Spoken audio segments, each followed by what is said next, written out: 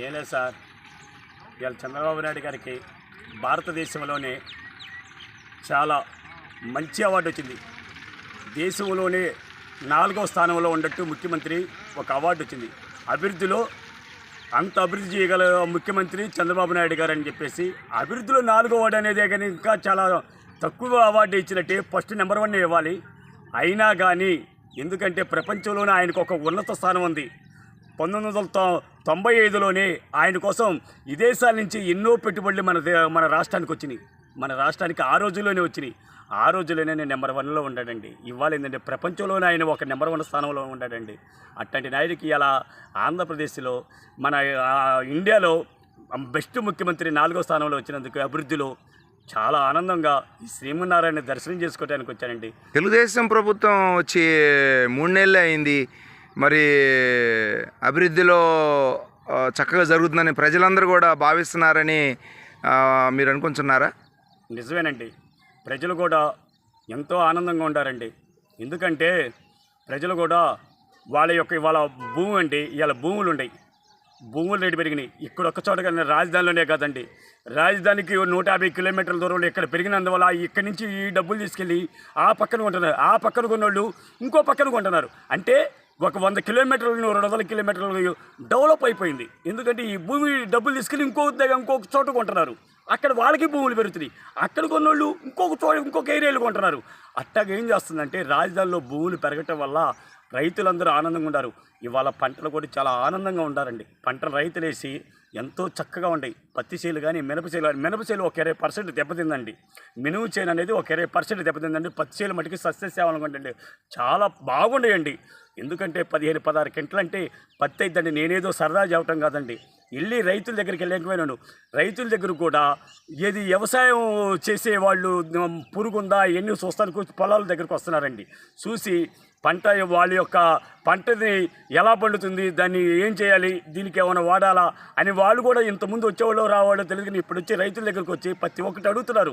గత ప్రభుత్వంలో మరి ముఖ్యమంత్రి నేను కూడా బటన్ నొక్కాను నేరుగా డబ్బులు పడుతున్నాయి అని చెప్తున్నారు.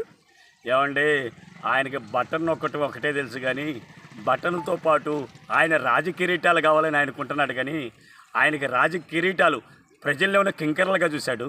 చంద్రబాబు నాయుడు ఏమో ప్రజలను రాజులను చేయాలనుకున్నాడు. ప్రజల్ని నేను ముఖ్యమంత్రిగా ఉన్నాననే ఆలోచన కాదు, ప్రజల్ని ఎలా వాళ్ళని ధనవంతులు చేయాలి, రాజులు చేయాలి, వాళ్ళకి ఏ రకంగా చక్కగా వాళ్ళ బిడ్డల భవిష్యత్తు బాగోవాలని ఆయన ఆలోచన చేస్తున్నాడండి. అతనే ఉంది నేను రాజకిరీటం పెట్టుకోవాలని జగన్మోహన్ రెడ్డి ఆలోచనలో ఉంటాడు. ప్రజలని ఒక కింకర్లాగా చూశాడండి. ఎంత ఎదో పని చేశాడంటే అంత ఎదో పని చేశాడండి. ఇక దేవుడి గుడి దగ్గరికి వచ్చి ఇట్లాంటి మాటలు మాట్లాడకూడదండి. అయినా కానీ అతని యొక్క ఆలోచన మంచి ఆలోచన కాబట్టి ఇట్లాంటి మాట మాట్లాడినందుకు కూడా నాకు కూడా బాధగానే ఉందండి. మరి ఒకే రాజధాని కావాలని చంద్రబాబు నాయుడు గారి ఆలోచన, ఆయనే 3 రాజధానులు కావాలనేటువంటి ఆలోచన, వీళ్ళిద్దరు ఆలోచనల్లో ఏది బెస్ట్గా మీరు భావిస్తున్నారు? ఒకే రాజధాని ఉండాలండి. ఆ రాజధానిలో ఏమైందంటే మనకి ఏ అవసరమైనా సరే మనకి ఇక్కడ అసెంబ్లీ కట్టుకున్నాం, హైకోర్టు కట్టుకున్నాం, చాలా ప్రభుత్వ సంస్థలు ఇక్కడికి వస్తాయి. ప్రభుత్వ సంస్థలు వచ్చినందువల్ల ఇక్కడ డెవలప్ అవుతూ ఉంటుంది. దీంతోపాటు ఇక్కడ రాజధాని ఇక్కడ సాఫ్ట్వేర్ అనే దానికి వైజాగ్లో పెట్టారండి. సాఫ్ట్వేర్ కంపెనీకి వైజాగ్ ఇచ్చారండి. మూడోది ఇటు తిరుపతి శ్రీ సిటీలో నిన్న 15 కంపెనీలు ఓపెనింగ్ చేశారండి. నిన్న టాటా వాళ్ళు కానీ, నిన్న అశోక్ లైలాండ్ వాళ్ళు, ఇంకేదో ఒక 10-15 మంది నాకు చూడటం ఇప్పుడు ఎక్కువ మాట్లాడినట్టయితే 20 నిమిషాలు అయింది. దానివల్ల ఎందుకంటే మీరు కూడా నేను ఒకటే చెబుతున్నా అంటే 15 కంపెనీలు నిన్న శంకుస్థాపన చేసి వచ్చారు చంద్రబాబు నాయుడు గారు. రాష్ట్ర ప్రజలకు కూడా ఒకటే కోరుకుంటున్నానండి, రాష్ట్ర ప్రజలు కూడా పింఛన్ 4,000 ఇస్తున్నారని చెప్పేసి ధనవంతులు తీసుకోవద్దు, ధనవంతులు కోటీశ్వరులు తీసుకోవకండి. ఆయన సంపద సృష్టిస్తున్నాడు, కానీ ఈ సంపదని లేని వాళ్ళకి ఇస్తే బాగానే ఉంటుంది. ధనవంతులకు ఆశపడవాకండి. ఈ సంపద మనకు ఉంటే రాష్ట్ర అభివృద్ధి చెందిద్ది. ఈ 4,000 ఇస్తున్నాడే, ఈ 4,000 మీరు తీసుకోకండి. చిన్న బ్రిడ్జీలు కట్టుకోవచ్చు, చిన్న కాలువలు కట్టుకోవచ్చు, ఎన్నో రకాలుగా మనం అభివృద్ధి చెందించుకోవచ్చు. ఇప్పుడు అన్నా క్యాంటీన్లు పెట్టారండి. అన్నా క్యాంటీన్ల ద్వారా అందరూ ఆనందపడుతున్నారు, రాష్ట్ర ప్రజలందరూ కూడా చాలా చక్కగా ఆనందపడుతున్నారండి. వాళ్ళు ఏమన్నారయ్యా, అయ్యా పనికి వెళ్ళి వస్తున్నామయ్యా, 5 రూపాయలు అన్నం తింటున్నామయ్యా, తింటుంటే మా పిల్లలకు 1 డజన్ అరటిపళ్ళు తీసుకెళ్తున్నామయ్యా, మా పిల్లలకి ఏదైనా బుక్స్ కావాలంటే వాళ్ళకి కొనిపెట్టగలుగుతున్నామయ్యా, ఇంటి దగ్గర ఏదైనా ఎప్పుడైనా ఒకసారి 2-3 సార్లు నెలకు 10 సార్లు లేకపోయినా 10 ఒక 1000 రూపాయలు అవుతున్నాయి. ఆ 1000 రూపాయలకి మా పిల్లలకి బుక్స్కి వస్తున్నాయి, ఏదైనా మంచి అరటిపళ్ళు తీసుకెళ్తున్నాం, వాళ్ళకి కావాల్సిన పెన్ను ఇట్లాంటివి కూడా తీసుకెళ్ళి వాళ్ళకి ఏదైనా చిన్న చిన్న ఫీజులు కూడా కట్టుకోగలుగుతున్నామయ్యా. మహానుభావుడు ఇది పెట్టినందువల్ల మాకు ఒక 1000 రూపాయలు సేవ్ అవుతున్నాయి అయ్యా. ఈ 1000 రూపాయల వల్ల అట్లాంటి మహానుభావుడు ఉండటం వల్ల మాకు ఎంతో ఆనందంగా ఉందయ్యా. ఇవాళ మా బిడ్డలకు కూడా ఏదైనా తీసుకెళ్లాలంటే తీసుకెళ్ళగలుగుతున్నాం అయ్యా అని అంటున్నారండి. ఇటు 5 సంవత్సరాల్లో రాజధాని ప్రాంతం కానీ, తర్వాత ప్రజల అభివృద్ధి కానీ, ప్రజల సంక్షేమం కానీ తప్పనిసరిగా ఇవన్నీ కూటమి ప్రభుత్వం చక్కగా నెరవేరుస్తుందని ప్రజలు భావిస్తున్నారా? చాలా మంచి ఆలోచన ఉండారు ప్రజలు.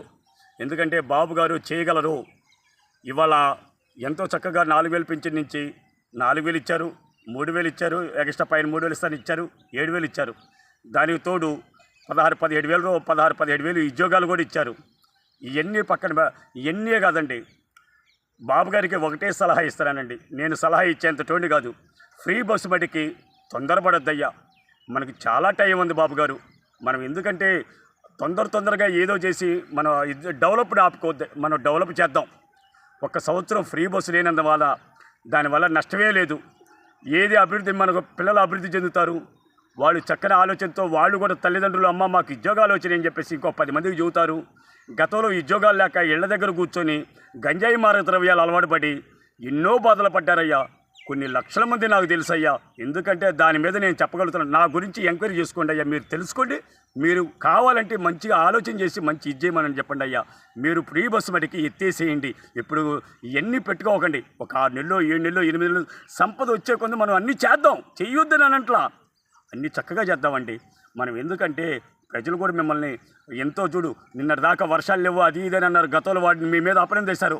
ఇవాళ చూడు చక్కని వర్షాలు పడి 15 ఇవాళ రైతులు కూడా ఇప్పటికీ 60-70 రోజులైంది, మంచి కాపు వచ్చింది. పత్తి కూడా మినుము మటికి 80% బాగుందయ్యా. 20% దెబ్బతింది. నేను కూడా ఉండదు అబద్ధం వాళ్ళేనయ్యా. ఎందుకంటే 20% ఏదో ఇదొచ్చి తెగుళ్ళు వచ్చి ఒక 20% పెసరా మినుము ఆగమైంది. కానీ మిగతా అంతా 80% చాలా బాగా పండుతుందయ్యా. మంచి వర్షాలు పండి మన ప్రాజెక్టులన్నీ నిండినని రైతులు ఎంతో ఆనందంతో ఉండారయ్యా. Okay, thank you sir. రాష్ట్రం అభివృద్ధి చెందాలని చంద్రబాబు నాయుడు గారు 4వ స్థానంలో భారతదేశంలో ఉన్నారని, మీరు దేవుని దర్శించుకోవడానికి వచ్చినందుకు, తర్వాత మంచి మెసేజ్ ఇచ్చినందుకు మెనీ థ్యాంక్స్ అండి. పవన్ కళ్యాణ్ గారు కానీ, లోకేష్ గారు కానీ ఉదయం 7 నుంచి 9 దాకా ప్రజల సమస్యలను తెలుసుకుంటూ చాలా చక్కగా ఎంతోమంది ప్రజాదరణ పొందారు ఇద్దరు. లోకేష్ గారు కానీ, ఇటు పవన్ కళ్యాణ్ గారి చాలా. ఎందుకంటే పవన్ కళ్యాణ్ గారిని కూడా ఎంతోమంది ఆయన ఏమన్నారంటే దత్తపుత్రుడు అని ఎగతాళి చేశారు. దత్తపుత్రుడు కాదురా తిక్కలోళ్ళారా, తండ్రికి బిడ్డలు ఎలాగైతే ఉంటారో ఇద్దరు పిల్లలు పవన్ కళ్యాణ్ గారు కానీ లోకేష్ గారు కానీ ఎంత చక్కగా పరిపాలన చేస్తున్నారంటే, ఎంత చక్కగా తండ్రికి గౌరవం